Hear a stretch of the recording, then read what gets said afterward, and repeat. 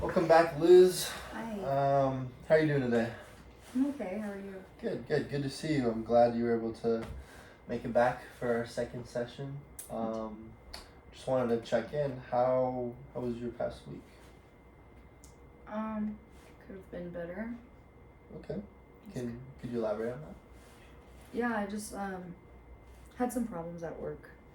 I got written up. I haven't really been doing the stuff that I'm supposed to. I'm kind of like about a week late on a project I was supposed to finish.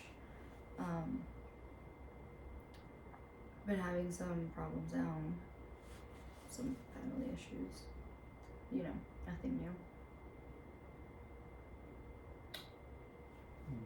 What does your work problem look like? You said you didn't finish a project. Yeah, so when we don't meet our deadlines, we get put on like a kind of like a probation period. So if I don't get that done within like the next couple of days, they'll put me on a suspension for like about a week. So what happened? Why couldn't you finish your project in time? I always just been having some problems on getting to work in time. It kind of goes back to like the drinking. When my alarm goes off, I just kind of ignore it just because I'm either hungover or still drunk from the night before.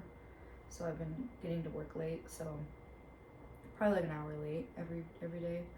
And that hour is pretty critical in being able to finish my work and stuff. I'm having some problems with like my coworkers as well. What sort of problems with your coworkers? They just feel like they're really judgmental. Mm-hmm. And I've noticed that they kind of just don't talk to me as much as they used to. They're all married. They all have like really good relationships and stuff. So when they do hang out, it's just like them and all their spouses. So they really don't invite me much because I don't know if they just don't like me around or they pity me because I got a divorce or something. But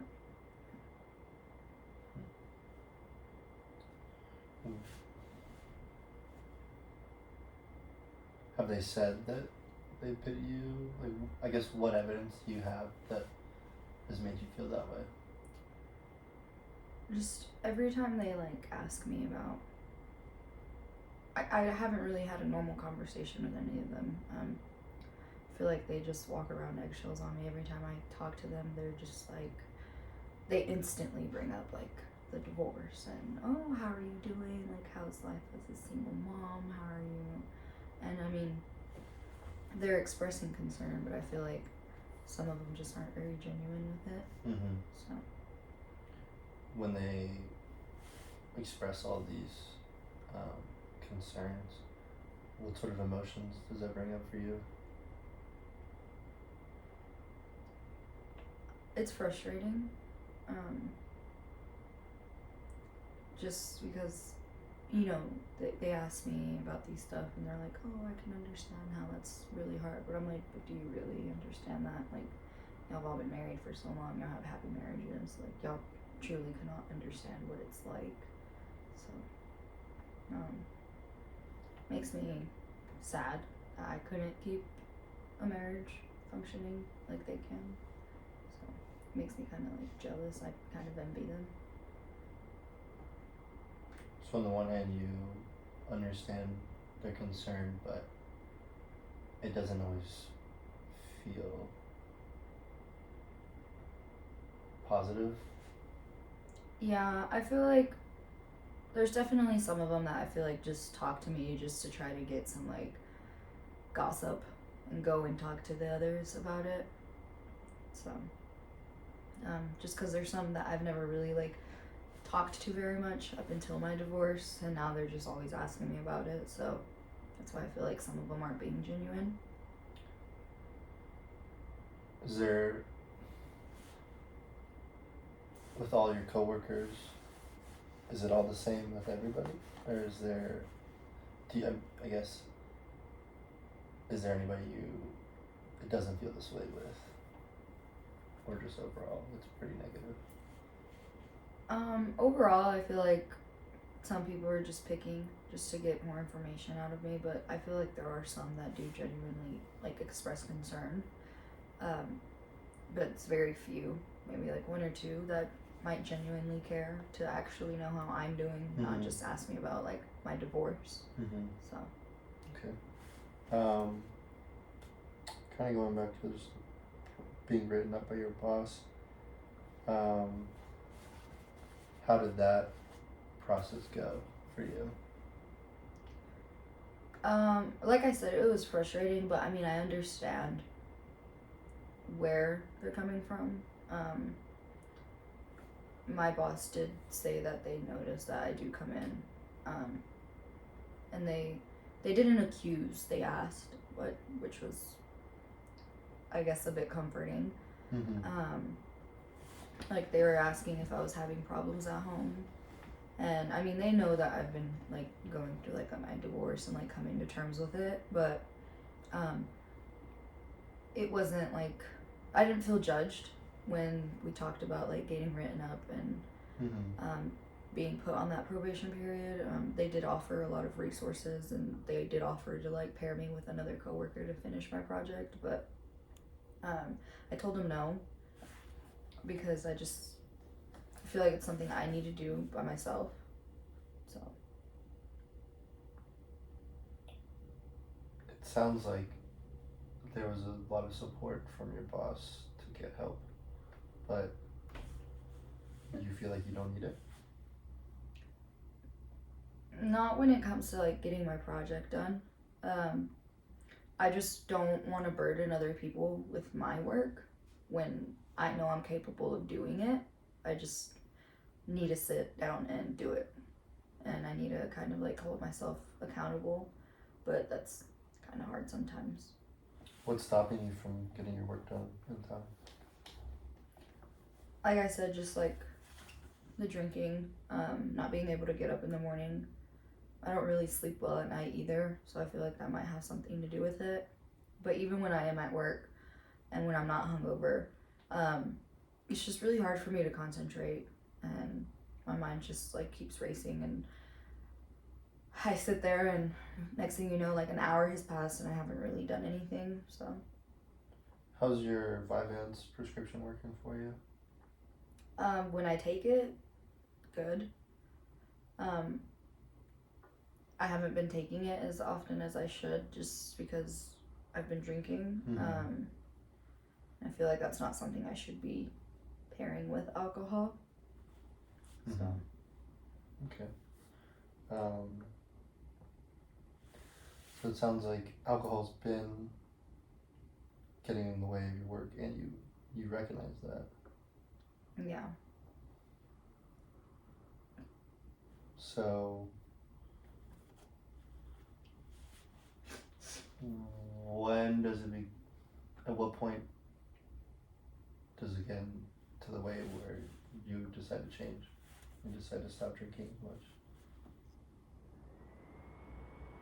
Well, I mean, I don't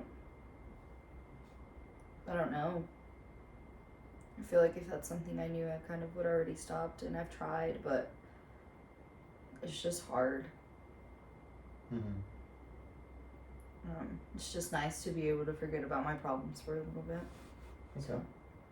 I understand that.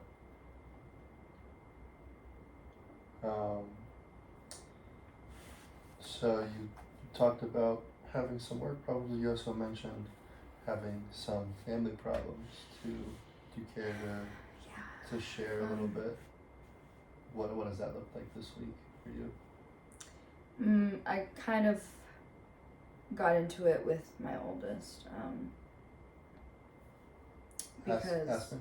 yes, she mentioned that her little sister didn't like the fact that I didn't really care for the pet that they've recently got, which is the cat.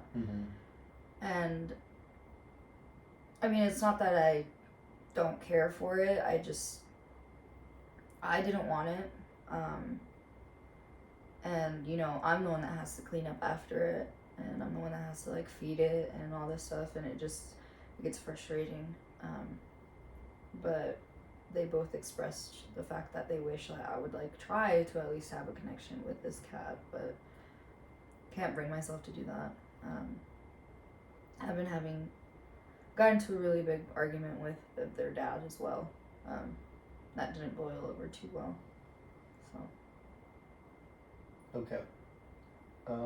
We can talk about the fight with your ex in a little bit, but I kind of want to talk about this cat first. Why do you feel like you have to be the one to clean up and feed it when Aspen's 15, Allison is 12, and it's her cat? Why do you feel like you have to be the one to do all that? Because I'm their mom. And I feel like that should be my responsibility to, like, you know, take care of the things that they want. I don't know, that's just kind of how I grew up. You know, I was the one that was always taking care of everything. Even if it wasn't my problem, I'd still fix it, still work on it. So it just kind of, I guess it's just how I am as a person.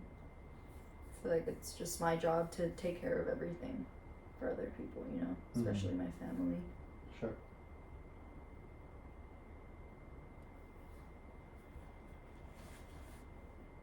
Pets can be a good lesson for kids, though, in responsibility.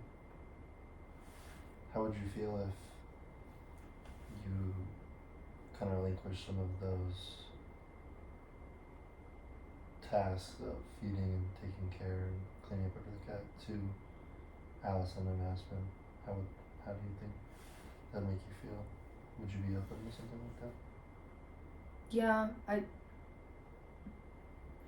I mean, yeah, you have a good point on the responsibility thing. Yeah, it's something that I could possibly try and work on with them. What would that look like for you? How do you think you would try and work on that with them? I feel like, you know, I'd be like, hey, this is your pet. You need to take care of it. If you need help, I can help them sometimes, you know, because I know they get busy with like school and stuff. I don't know if they would listen. I feel like if they wouldn't listen, then what am I gonna do? Just take away their cat? Like, they already don't have a dad, so I'm like, I don't want to do that to them either. So. How do they respond when you usually ask them to do something, or you talk to them about pitching in with stuff? How do they usually respond? They're pretty good about doing their chores. They're good kids. They listen, so I feel like it maybe wouldn't be an issue if I did ask them. They don't know that I'm like super uncomfortable with the cat either, so I don't know if that's something I should tell them. I feel like that's just gonna further push the idea that they have that I don't want to really bond with the cat.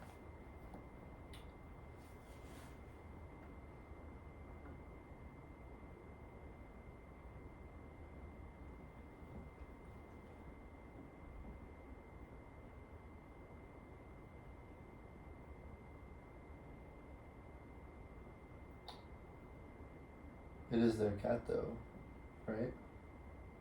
So ultimately, there's other ways to bond with there's other ways to bond with the cat besides just feeding and cleaning up, though.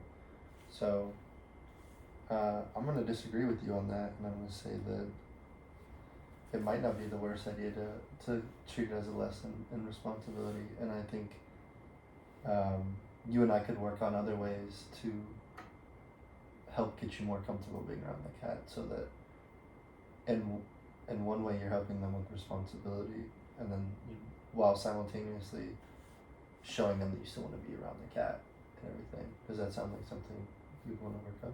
Yeah. Cool. Okay. I have some ideas.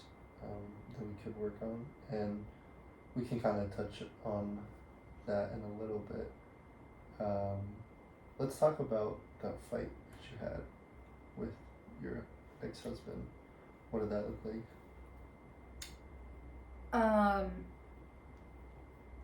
It wasn't anything that he did. He had the girls over the weekend. And I mentioned before that he has a girlfriend now, and I don't particularly like hate the idea of her. Like, if he's happy, that's wonderful. Sure. She's just, I feel like she's trying to take away my kids, and trying to like, and I mean, I appreciate the fact that like she's like, she takes care of them, and you know, that she's nice to them and stuff. But I feel like there's some things that she should just like overstepping her boundaries on. She took Aspen to go get a haircut this weekend without consulting with me. And I mean, it's not like she didn't like cut off all her hair, but she did cut a couple of inches off, and it wasn't the haircut that bothered me. It was the fact that she thought it was okay to do that without consulting with her mother first. And I expressed this to my ex-husband, and he immediately got defensive. And he said some really rude things, and haven't really talked to him much right now. He's just kind of communicating with me through Aspen and Allison, so just kind of caused like a really uncomfortable situation, because I do want to have a good co-parenting relationship with him, so my kids can understand that like it's okay that we're not together, but like we're still their parents. Sure. So yeah. When you found out about the haircut and you saw, I'm assuming, pictures from everything, or just even seeing Aspen, what sort of feelings came up for you? I felt disrespected. Just like, you know, they're not her children, and like I said, I appreciate the fact that she's nice to them and that she cares for them, but I think she needs to understand that even though she is with their father, I mean, they're not even married yet, so it's a little different there, but I feel like she just needs to understand that they still have a mom, and that she needs to like talk to me about things and not just him, because at the end of the day, I'm still there, even though I'm not physically there with them. It'd be nice for her to like, you know, consult with me with some things, because Aspen's been wanting a haircut for a while. I just really haven't had the time to take her, but it wasn't like, I never told her no. I just told her that I needed to find the time to take her. Sure. And find like someone who was like trustworthy to cut her hair. So I mean, if she would have like, you know, called me and asked me like, hey, you know, Aspen wants a haircut, is it okay if I take her? That wouldn't have been a problem. My ex-husband said something to me when we were discussing the situation. He said, he's like, you can't have control over their lives, like, and it was just a really weird comment for me to take in, because it's not like I said, I never said no to her getting a haircut. I just wanted to be able to like find the time and take her myself. So that was kind of frustrating to go through, but ultimately I felt kind of betrayed. I feel like, I don't know, maybe they would prefer to be spending time with her rather than with their own mom.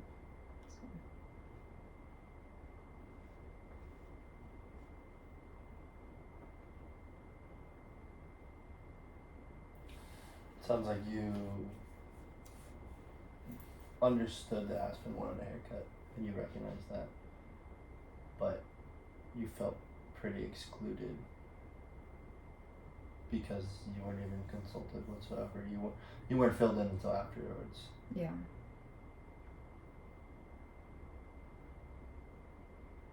Yeah, I guess, I mean, the word excluded kind of explains it really well, because that's kind of something I wanted to, like, do with her. I mean, it's not the first time she's ever gotten a haircut, but most of the times when she would get a haircut, it's like a whole thing that we do together. So, just kind of felt like that was kind of taken away from me. So, Almost like you got replaced. yeah. Yeah, and I mean, I know, like, you know how kids are. They don't think about stuff like that. Everything is just surface level for them. She came home and she was really happy that she got a haircut finally, and I didn't say anything to her. I didn't want her to feel bad or anything. And I know she didn't do it on purpose to try to exclude me. But it kind of made me feel like my ex-husband's girlfriend did do it on purpose to kind of like prove a point, maybe, in a way. Like, I don't know. It's just a weird situation. What point do you think she was trying to prove? Kind of like, you know, haha, I'm in your spot. I'm gonna be doing things that you should be doing, type stuff. And I may be wrong, but like I've mentioned before, she says some weird things about me in front of my children that I also don't appreciate, which kind of further pushes the idea that she kind of did it to prove a point, rather than just do it out of the kindness of her own heart for my child. But I may be wrong. What evidence do you have that supports that idea that she was doing to prove a point? I know you mentioned she said some things. Could you just share a little bit more? Just elaborate on that.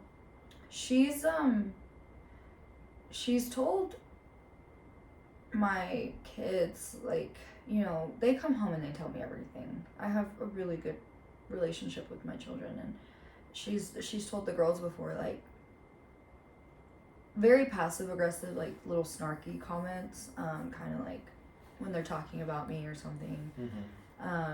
She said one time, she's like, your mom seems like she's really overbearing, like maybe y'all should just like be able to live y'all's lives. And that didn't sit with me very well, because she doesn't have children, so she doesn't understand what it is to be a parent. And the fact that, like, my ex-husband allows her to talk to me, like, talk about me like this to our children is not okay, in my personal opinion. You know, everyone's gonna have an opinion of me, which is fine. She doesn't have to like me, but I feel like she shouldn't be talking about me like that in front of my children. Which is why I kind of feel like she kind of did this to, you know, kind of prove a point. Like, I'm gonna take away that, like, control that you think you have over your children, and I'm gonna do something about it. So it was just that comment that she made that kind of made me, like, correlate the action to that thought.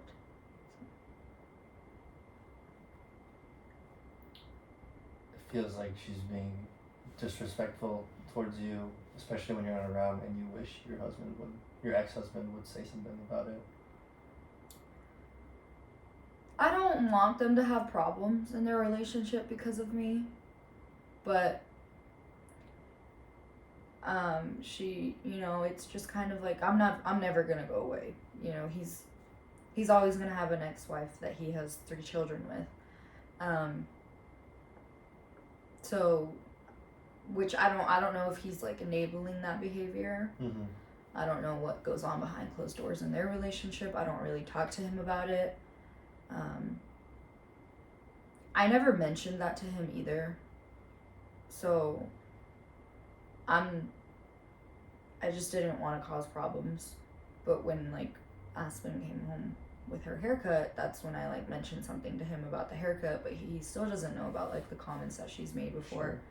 So What's stopping you from talking to him about those comments? just the way he reacted with like the whole haircut thing just kind of further pushes me away from talking to him about it. I feel like he's gonna side with her anyways, so there's really no point in even dealing with it.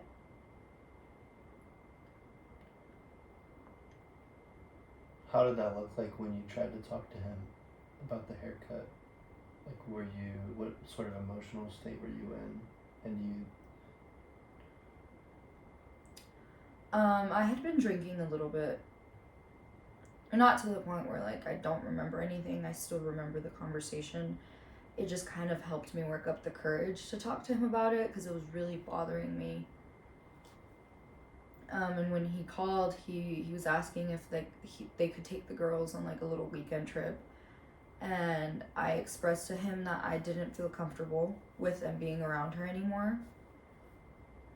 And he asked why, and I told him about the whole like haircut situation thing, and he was like, oh well, I told her it was okay, and I was like, well, that's fine, but I had no idea about it. And he was kind of just like, well, it's hair, it grows back, it'll be fine, like it's not like she dyed it or anything. And I'm like, well, yeah, but like she feels comfortable enough to make choices for my children. What's next? Like, is she gonna let her cut her hair even more? Is she gonna let her dye it? What if Aspen comes home one day with highlights? And that's not something like they consulted me about with. And he said that I was kind of being dramatic, and he told me like, to like he's like you can't be there to like control their lives. Yeah, that's what you said earlier. And it was weird because I'm not trying to control my kids, you know.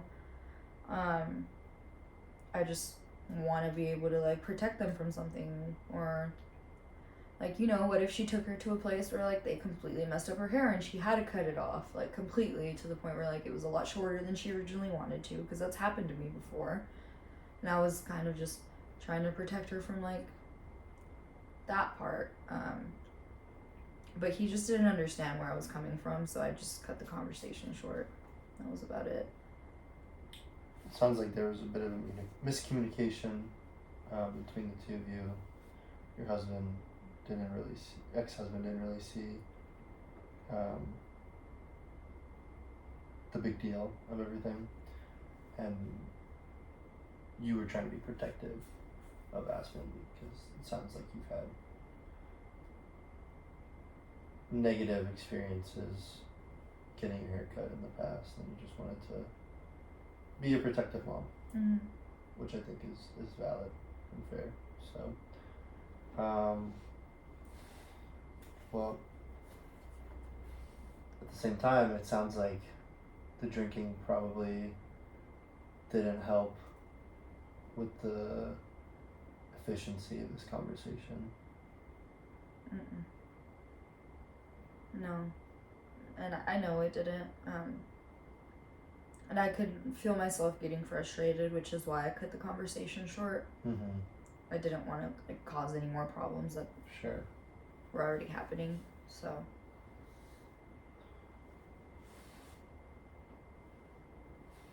But yeah,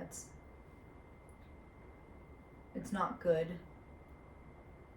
Was this conversation in person? Was it over the phone? It was over the phone. Which it's hard to have a conversation with him in person because she's always with him. And I feel like I don't need to be discussing our problems with like, or our personal problems with our children in front of her. So I just kind of avoid talking to him when he comes and picks the girls up because she's just always with him. Which is fine. I know, like, you know, if they get married, like, she's always going to be with him anyways. But it just kind of, it's very frustrating because I can't have a conversation with the father of my children without his without his girlfriend being there. I feel like that might be why he's acting like this sometimes. And I think even when we were on the phone the other day when we got into that argument, I think she was there too. So Mm-hmm. I don't know. It'd just be nice to have a conversation with him without having someone listening in. How do you think he would respond if you were to ask to have a conversation in person without her being present? I don't know. That's really not even a conversation I want to have. Why not? I feel like he'll just further push on the you can't be in control all the time, like you can't tell me what to do, like kind of stuff. I just don't think he understands where I'm coming from. I feel like if the roles were reversed, he'd be frustrated as well. But I don't know. It'd be nice to have a conversation with him without having his girlfriend there, you know, because I feel like that kind of skews his perception on things, and he might not communicate as well as he should because of the fact that she's there. But it's not really something I can do anything about. So That's not something I can really do anything about. yeah. Why not? Why can't you ask to have a conversation in person without his girlfriend being there? Why can't you do that? I think it'll just further push his idea that I want to be in control. You're just asking to have a conversation. Yeah, well, every time I do have a conversation with him, it ends up in an argument, so. You also said that she's always with him whenever you try to have these conversations. Yeah. I don't know. I don't want to cause problems for him. You know, I feel like if I were to ask him, I don't even know how I'm gonna ask him to have a conversation by ourselves if she's always with him anyways. I don't want to be the reason that he's having problems in his relationship. I feel like that can kind of stir the pot. And I also don't want to make her uncomfortable.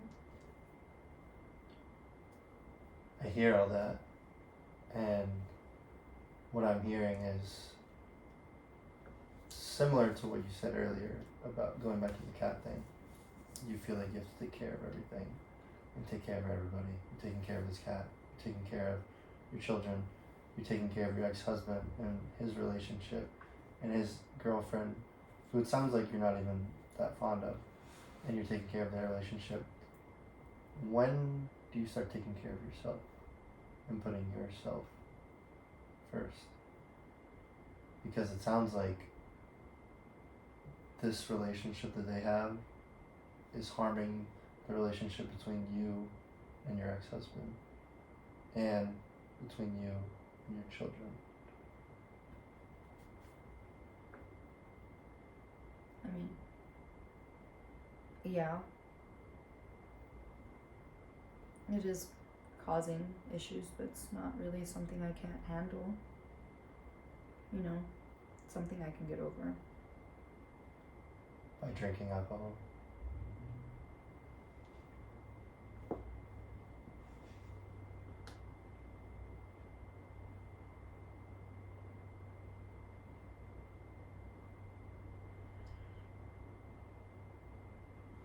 Well,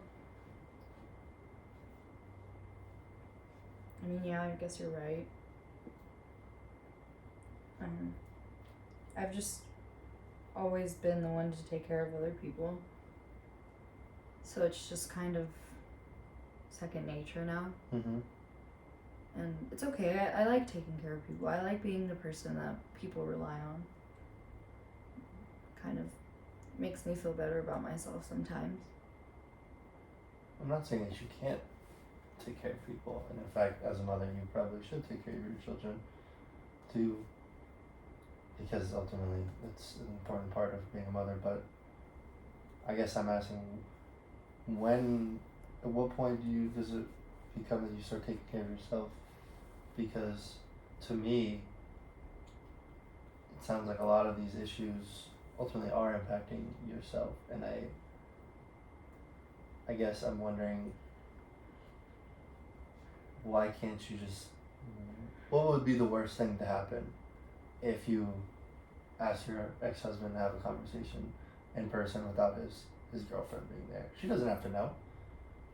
What would be the worst thing to happen if you were to ask him to do that? He says no. He says no. And then you accept that and we can move from there. But what happens if he says yes?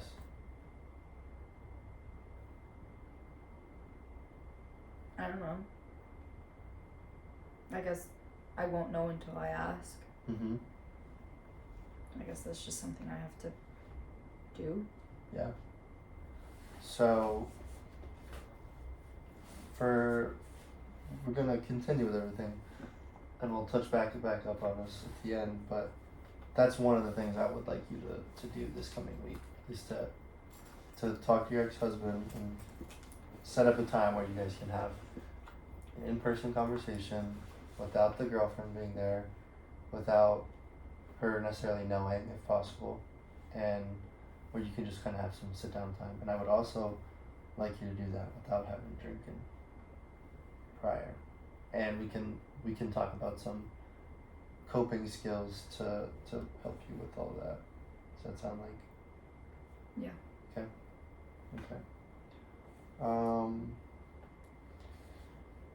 You had mentioned before about your mom kind of being a big role in your life last session. How has that looked like with her this past week? Any changes or how's that gone for you this past week? I haven't really talked to her much. Mm-hmm.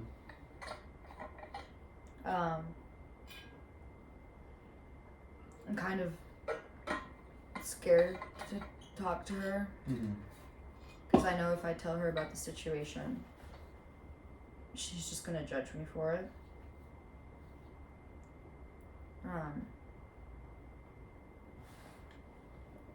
I kind of told her about like what the comment that my ex-husband's girlfriend had made about me to my children, and she kind of just blew it out of proportion, and she's talking about how like you need to like stop letting people walk all over you, and you need to tell her that it's not her place to be doing that, and you need to tell your ex to, you know, grow a backbone and not let his girlfriend dictate his life. And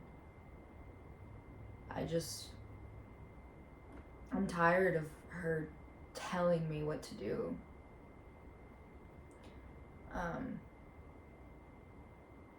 Everything I do to her is not good enough. And she, you know, she's always judging me about how I'm raising my kids. That hasn't changed. But I'm like, well, I mean, you trusted me enough to raise your kids, so why can't I raise mine the way I want to?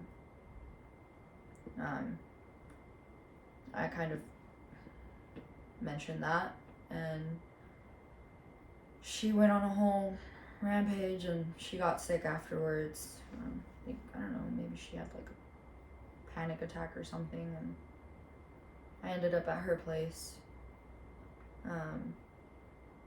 making sure that she was okay just until she calmed down, and then I just left, and I haven't really talked to her since. I tried checking up on her the other day, and she just started again with the whole bantering and trying to tell me what to do, and I just kind of ignored her. Said, alright, well, glad you're doing okay. Just kind of hung up. So. Here she is getting your ex-husband's girlfriend saying you can't control their lives, and then here's your mom getting upset about it and trying to control your life and the way you respond and how you deal with your kids. Yeah.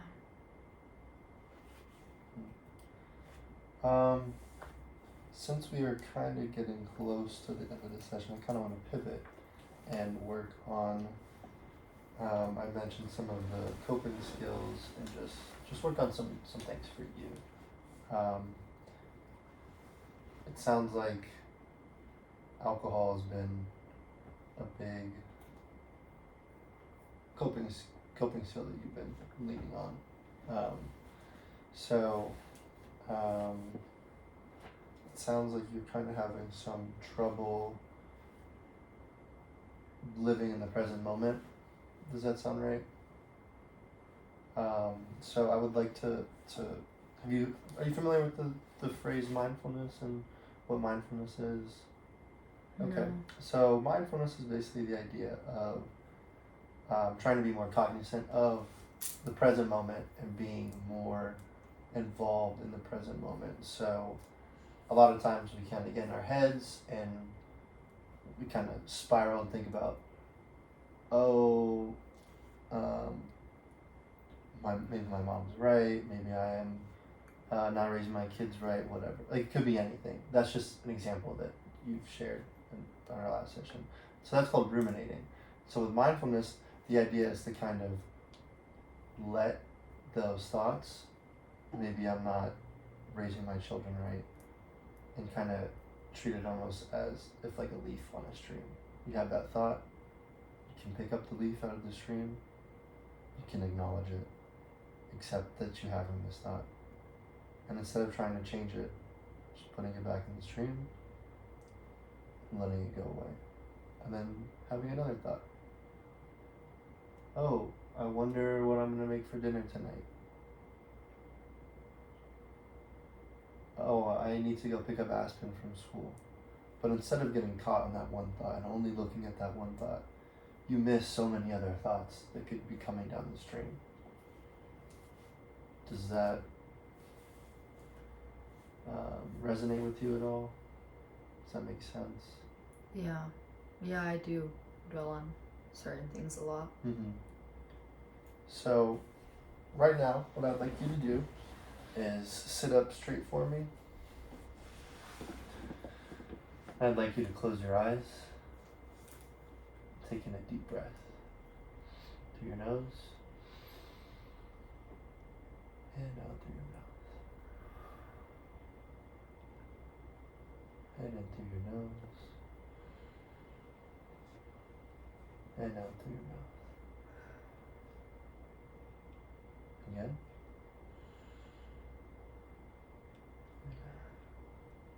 Just kind of get into that same rhythm.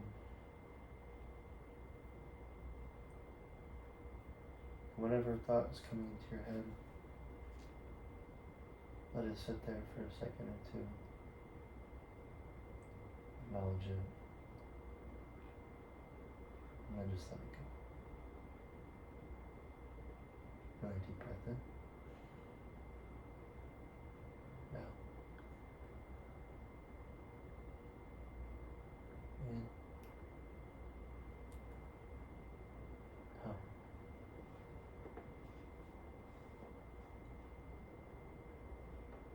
Let's do 3 more. In. And out.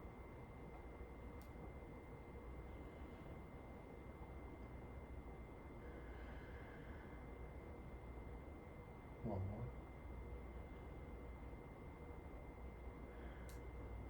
You can go ahead and open your eyes whenever. How do you feel? Relaxed. Mm-hmm. Had a lot of passing thoughts. So it was nice to just not dwell on one thing for once. Mm-hmm. So a lot of times when we're stressed, we have people telling us what to do, we have a lot of responsibilities going on. It's easy to get stuck on one thought. But we can control how we decide to act and respond to those things. We might not be able to control everything in our life. We have a million different things. In fact, we can't control a lot of things in our life. And I think it's okay to accept that, but we can ultimately control how we respond and how we choose to behave one of those ways is being more present in the moment. So this is a great tool you could use in the future, especially when you're getting ready to talk to your ex-husband, to call him to set up the meeting, or even during the meeting, and just being more aware of our breathing in order to help us kind of relax, calm down a little bit. Is this something you think does this work for you? And is this something you think you would use in the future? I did like it. Mm-hmm. I do want to be able to be more present, Mm-hmm. especially with my children. Even when I'm spending time with them, I catch myself like thinking about a certain problem, and I feel like it just kind of takes away from the intimacy of the moment that I have with my children. Mm-hmm. So I think too, just even before interacting with the cat, breathing and calming down a little bit more before going to bed can help. I know sometimes we ruminate before we go to sleep as well. So we only have about 5 more minutes or so. So before we go, I would like to have you think about what do you value in your life? What's important to you, to Liz? Think of 5 things or so. being a good mom. So, family's important to you. Okay. What else? Being able to provide for my children now that it's just me. So, sounds like some independence. Yeah.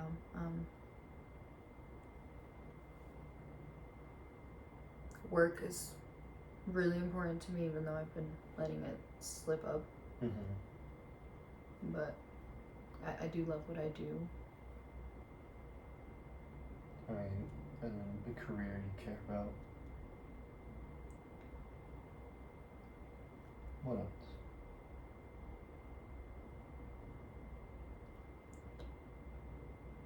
I know my actions don't really match up with it, but myself, ultimately.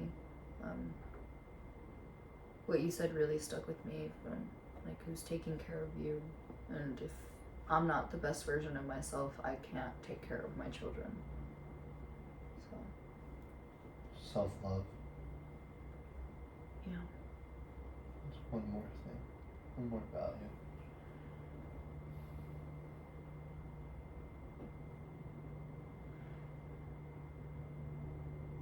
I don't know. It's kind of,